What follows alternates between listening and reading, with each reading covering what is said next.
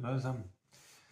Så kom vi i mål. Nu starter udtrækningen til min konkurrence. Jeg har kørt her med åbningen af Sansen, og jeg har samlet alle de 56, som har meldt sig til i en skål. Og der står en masse navne på nogle små sedler, og dem trækker jeg. Der er 34 gaver til en værdi af lidt over 30.000, og det er en blanding af ting, jeg selv udbyder fra min egen virksomhed Sansen, hvor at man kan vinde spændende ting som klippekort til massagebehandlinger, eller Wim Hof fundamentals-kurser, eller klippekort til holdundervisning, som jeg kører også her i Sansen, eller enkeltstående massagebehandlinger.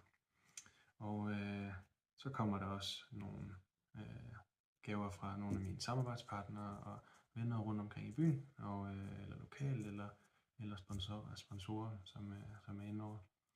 Og der er blandt andet et isbad fra Polax, som er en af mine største samarbejdspartnere her. De hjælper med alt, hvad der har med Wim Hof, kuldetræning og sauna at gøre. Og de har været rigtig gode at have med på vejen. Så er der en gevinst fra Aum Shanti, en af mine kammeraters virksomhed. Ham og 2 andre kammerater er gået sammen og lavet en online shop, hvor de sælger yogaudstyr og alle mulige lækre sager. Der er en kurv til en værdi af ca. 500 kroner, og den er rigtig lækker, så den tror jeg er fed ven. Så er der 4 wellness-billetter til Sæby Svømmehal, og der er 2 husbilletter til Teams. Der er en kurv eller en lille gave fra Rikke Hjortnes, en af mine kolleger, som er massør, og hun har lavet en lille kurv med nogle lækre aloe vera produkter.